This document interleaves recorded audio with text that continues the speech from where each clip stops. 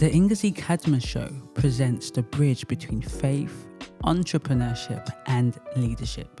My name is Ngozi Cadmus, and I'm a mental health and leadership expert. I represent the average woman and equip women of faith to walk in their divine calling, master their thoughts, and love themselves so that they can level up spiritually, mentally, and financially.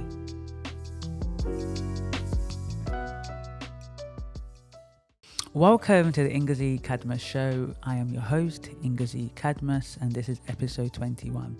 I want to talk about a very serious topic, so let me first put out and say trigger warning. So this is your warning that we're going to be talking about very sensitive topics. I'm not really sure about the rules about saying the S word, so I'm going to say self-deletion, but still it could be quite triggering, especially during this period in time. I'm very much aware, so it's your time now.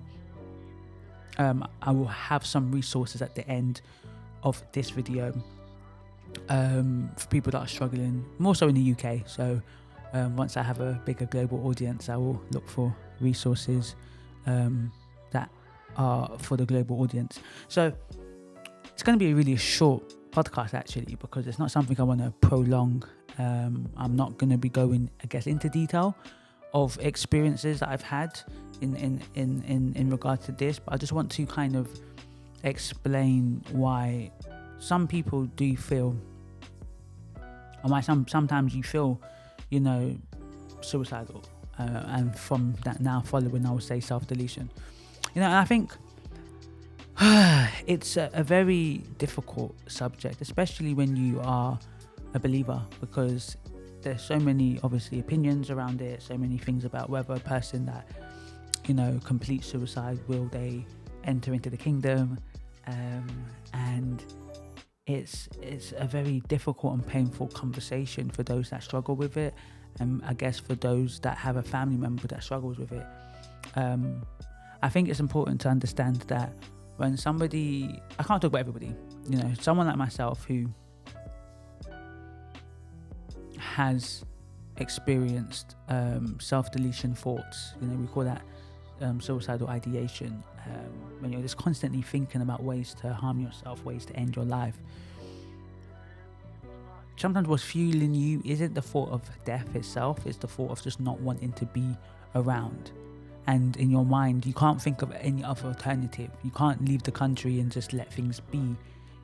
There's no, in your mind, other alternative to the pain that you're experiencing, because the pain that you're experiencing is excruciating. The pain that you are trying to deal with is unbearable. It feels intolerable. It feels never ending. It just feels suffocating. If you've ever felt that feeling before, it's not just get up and put up. It's not as simple as that. It's not as simple as just think differently. It's not as simple. It takes a concerted effort and work, through therapy, through deliverance, through prayer, through seeking God, being in God's presence, to really deal and with this stronghold, with this kind of level of bondage, because it is a bondage, it is entrapment, it is a slavery of sorts, because you are entrapped in a circular thinking that the only way out is your life to go. So I wanted to say it in country, but I've been there. Yeah, I've been there, and it's hard. It's hard because sometimes that's not the only feeling that you have when you feel that way. You feel guilty for feeling that way. You feel like you've disappointed yourself, you disappoint others. When you feel that way, you feel scared, because it's a scary feeling to feel. There's so many emotions that you feel alongside of that complicates that, right? Sometimes the worst situations is you don't feel there's any reason why you should feel like that. Life is good. Life is good. Why do I feel this way? Why am I constantly in this state and this cycle? So I've said to the Lord, I'm tired. I'm tired of feeling this way. I'm tired of being in that state, because it's not great. It's not great. So it's about saying, God, I no longer want to. This cannot be my identity. I cannot be defined by this, right? one thing that trauma does is trauma begins to shape your mind, shapes your mind, your will, it shapes your emotions, it shapes your perspective, it shapes your interactions. And I don't want that to be the case for me nor for you. No, this wasn't a video or podcast of this is what you should do, because there's so many of that, in all honesty. I don't like to put in the air that sometimes I feel people have already said. So there are other amazing videos that you can go out and look at that will tell you how to overcome. I just wanted to share another perspective, amidst what's going on. There will be a video that I will also put out that's, again, short and sweet, touches on a similar topic, but I talk about the figure, a celebrity, the most recent celebrity that we know of anyways, in America, that passed away due to this. And I think hopefully it's bringing to a lot of people's awareness, Many of us have had, like the idea that everyone's got a person that's had cancer or died for cancer. I actually haven't had I haven't had a family member, or I haven't had someone that's close to me, I think, that has. But, we all know somebody who's passed from cancer. I had a good colleague that passed from cancer. And some people, not everyone, but might know somebody or know extendedly of someone that has passed from suicide. So I want to leave this with you, because I'm going to say it in the other video as well. A lot of people that do complete suicide, it's a difficult thing, and as believers, you might have staunch beliefs, and I get that, and I probably agree with the beliefs that you have, but be also understanding when someone says they want to do, they feel like this, because you don't know, if you haven't never experienced that, what it's like to be in the person that has that contention, that battle. They're literally battling life and death. People battle life and death every single day in their physical bodies, but many of us are battling life and death in our mental bodies. We're physically okay, we're physically fine, but mentally we are in war. And the reality is, the Bible says that the weapons of our warfare are not carnal. They are not carnal. We don't battle with flesh and blood, but they are mighty through God in the pulling down of strongholds. And we have to cast down every imagination, every voice, every thought that is not of God. Every thought that's not a good thought, not a hopeful thought, not a sincere thought, not a thought of love. So be strong. Be strong in the Lord. Strengthen yourself in the Lord. Reach out, speak out. Don't suffer in silence. I'm telling you, do not suffer in silence. Reach out to people if you can.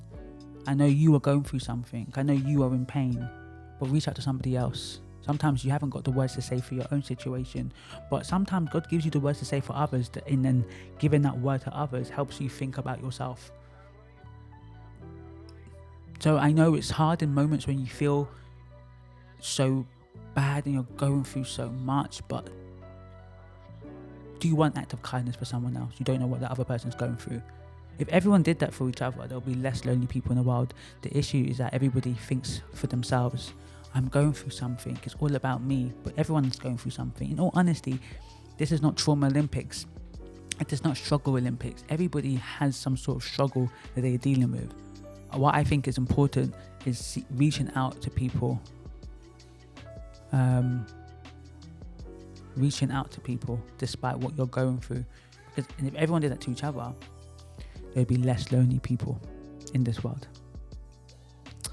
So this was a serious one, not a long one either. So I just will end this in a prayer and see you in the next video. Father God, I just bless your name. A topic like this is a heavy one, but a important one. So I just really pray for everyone that hears the sound of my voice and watches, that they'll be encouraged.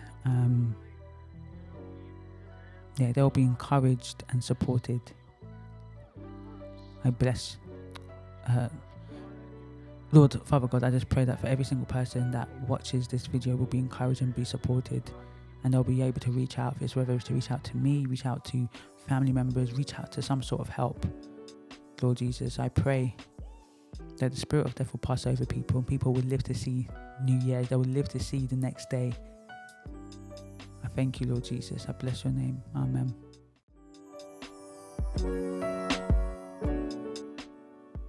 Ooh, what an amazing show. if I may say so myself. Well, thank you for listening to the Ngozi Cadmus Show podcast. So, for all of you women of faith and all of you women who are listening week after week and resonate with what I'm talking about, feel lost, feel uncertain, know they're called for something greater, but they're currently stuck in what is comfortable. They're stuck in the familiar. And you honestly want to get out of that. You want to be all that God has created you to be. Sis, I got you covered. Yeah? I've got an amazing mentorship that I provide to women of faith like yourself to help them level up, essentially equip them with the skills that they need to fulfill their assignment on earth and to shift their mindset, have a complete metanoia, have a complete transformation. So if that sounds like something you're interested in, click the link on the website and follow the instructions, and I can't wait to see you in the community. So like, share, subscribe. That's YouTube.